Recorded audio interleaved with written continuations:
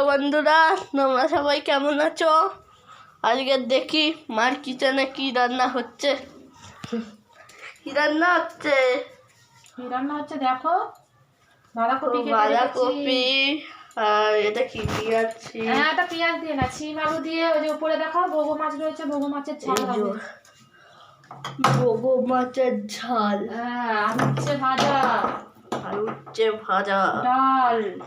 ডাল ডাল কোথায়? ডাল করেছি, আমি করবো। ডাল সেই ভিজিয়ে রেখেছি হাঁড়ির মাথায়, চাল ভিজিয়ে রেখেছি, ডাল ভিজিয়ে রেখেছি। আর আজকে খেতে গিয়ে একজন খুব কাঁদবে।